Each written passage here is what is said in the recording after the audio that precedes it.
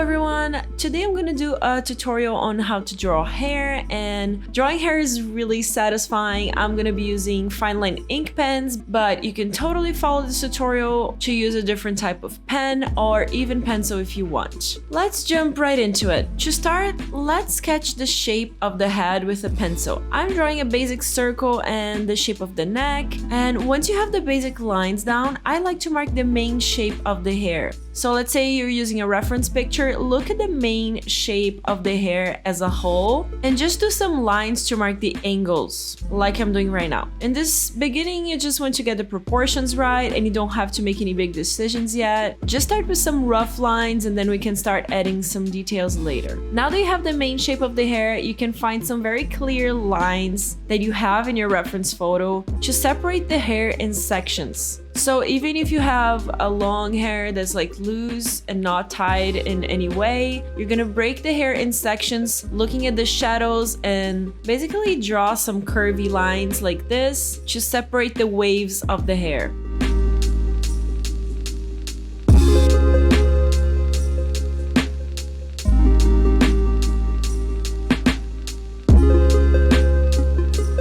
In my case, this hair has like a braid and it's kind of like tied on this like lower bun like that. So I have some very clear sections that I can mark here.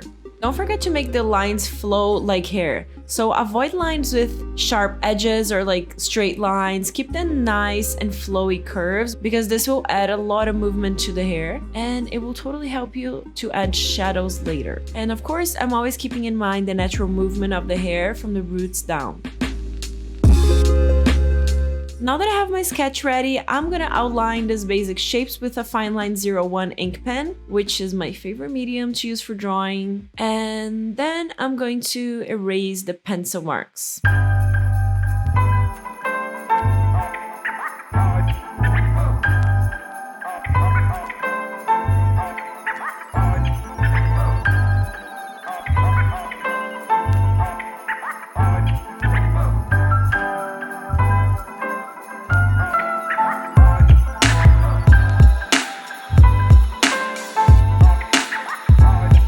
Now we finally arrived at the satisfying part. So exciting! So what you're gonna do now is draw lines in the direction in which the hair is moving from shadow to light. The shadows are the darkest parts of the hair that are hidden from the light. So in this case, the closest the hair is from these knots and like the space between sections of hair are the shadows in my case. This is why it's always good to follow a reference picture, because at first it's kind of hard to picture the light on the right spots just from imagination, unless you're kind of a genius, in which case you probably don't need this tutorial. But anyways, the movement you want to create is from shadow to light. You start with your pen on the shadow and then you move your hand towards the light like this, slightly lifting the pen from the paper in the end. You want the lines to fade away towards the light. So you don't want like to lift your hand from the paper and leave a clear line, right? It should like fade away. This might ask for a little bit of practice, especially if you're using ink pens, because depending if you have like a really new pen, it's going to release more ink. If you have an older pen, it's going to release less ink, and this is totally going to change how this is going to work for you.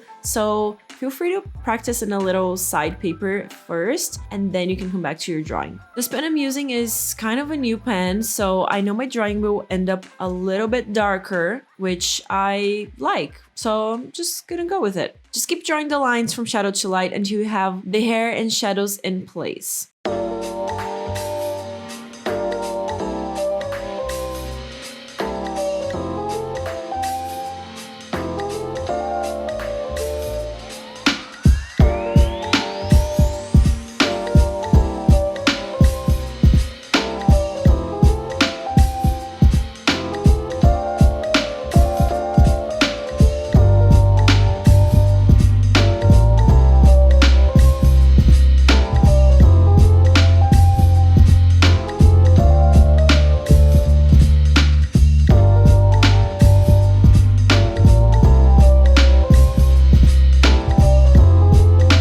Okay, so this is where most of my students stop drawing and call it done. And it does look nice. You can totally tell it's hair. You have the shadows in the right places, you know? So like if it feels done to you, you have my blessing. Not that you care, but the thing is, if you want to bring your drawing to another level and make it more realistic, more 3D, just like create more depth in your drawing, I suggest that you intensify the shadows a little bit. Find on your reference photo where the darkest shadows are and just add more ink there. Do more lines, maybe actually add some solid black if it calls for it. You see that by doing this, like it creates a lot of contrast and the drawing kind of pops from the paper, right? This is kind of what I'm going for here.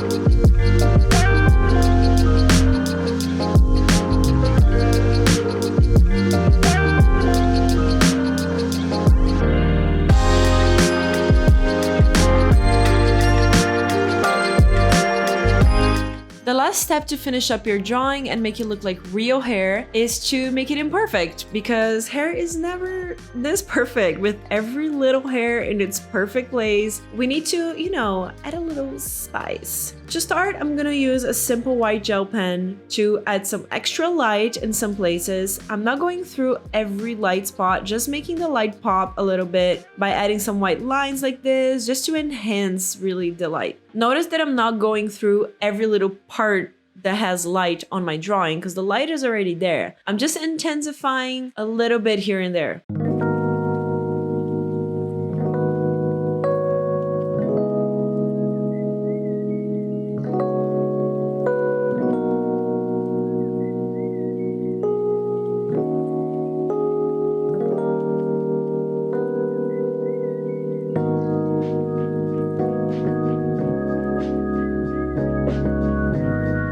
Another thing that makes a huge difference is adding some loose hairs. So with my fine line ink pen, I'm gonna draw some loose lines everywhere. Not too many so it doesn't look too messy, unless you want that, which is amazing. My hair is definitely super messy right now, so I totally commend you for it. But just draw enough to make it realistic if you want. I like drawing some loose hairs, especially like surrounding the head, you know, like the edges of the head, because that's usually where we see them against the light. And try to keep in mind the actual hair movement. So the hair is always coming from the roots down in nice waves and curves. I mean, if this is what you're going for. So you're not gonna draw a random horizontal line, right? You're not like just randomly drawing lines. You want to draw kind of like thinking, where is this hair coming from and where it's going? It should like make sense, you know what I mean? So in my case, I have like this braid and stuff. So I'm trying to draw lines that come from a knot.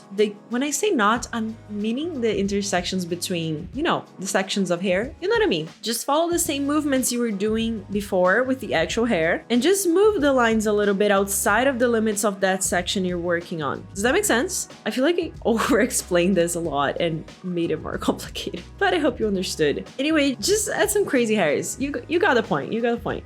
To finish it up, I'm gonna do that with a white pen as well. And I actually think this makes the drawing even more realistic. Just some simple white loose hairs. Because when the light hits hair and you have like loose hairs running around, you know, those crazy little hairs, they're gonna look white, you know? So like they do represent the light in your drawing.